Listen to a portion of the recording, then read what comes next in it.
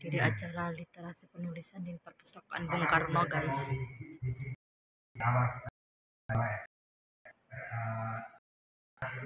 Aku mau diperbaca bahwa intuisi dan sampai akhirnya buat twist ini bisa yang itu nanti Mereka cerpen.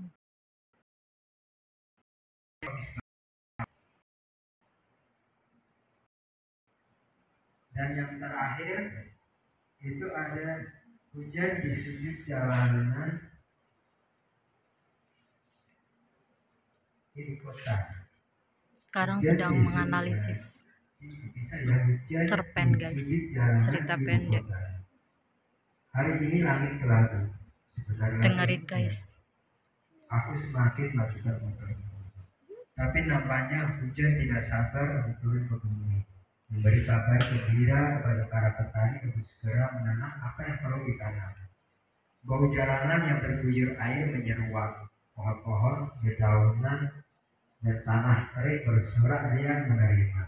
Sebentar, hujan di sudut Pesertanya jalanan cukup ibu banyak, kota. guys, dan ini sistemnya daftar online terus diseleksi gitu, guys. Ketika hujan tidak sabar memberi kabar gembira pada kenapa maksudnya ke petani, memberi kabar gembira kepada para petani untuk segera menanamnya. Benar, itu di suatu tempat di luar sana memberi kabar gembira pada petani. Itu pesertanya, guys. Kita nggak fokus ke sini. Masih ada yang sebelah sana juga, guys.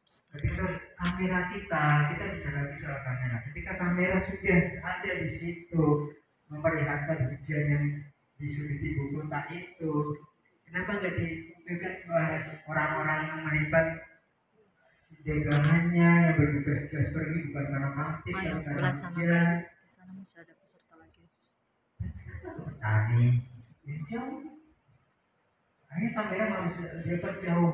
Sudah dilepas jauh kembalikan lagi ke sini bawah jalanan yang terguyur air menyeruak. Pohon-pohon dedaunan dan tanah kering bersorak riang menerima. Aku menepi di sebuah toko buku di sudut jalanan di kota. Dan selanjutnya cerita bergulir. Cerita bergulir ini tentang aku yang berteduh di sebuah toko buku. Lalu sang pemilik toko buku itu mempersilahkan aku masuk. Dan ketika aku masuk itu sang toko buku bercerita tentang istrinya. Istrinya menyukai Sapardi. Istrinya menulis puisi seperti Sapardi. Sapardi Djoko Damono itu salah satu penyair puisi, guys, di Indonesia. Puisi istrinya Dulu waktu aku itu apa namanya dapat buku di Jakarta di perpustakaan PDSAB Jasim, itu juga ada salah satu penyair materinya itu Sapardi Djoko Damono, guys. Basah kuyup merasuk sukma, tidak ada payung. Kalian dengarkan, guys, materinya.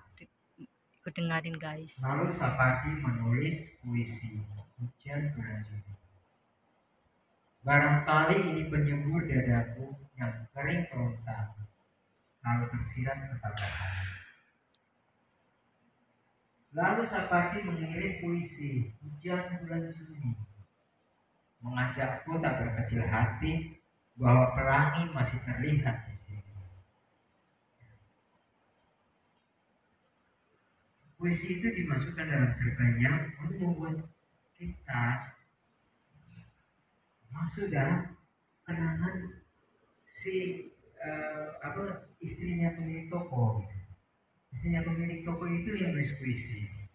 Dia menulis puisi, dia membuat buku. Ini udah sesi analisis cerpen, guys. Sesi teorinya udah lewat. Tokoh aku di sini bukan karakter utama. Tokoh aku di sini hanya narator. Tidak ada sesuatu apapun yang berhubungan dengan aku dalam cerita ini, karena cerita ini lebih berhubungan cerita pemilik toko buku tentang istrinya.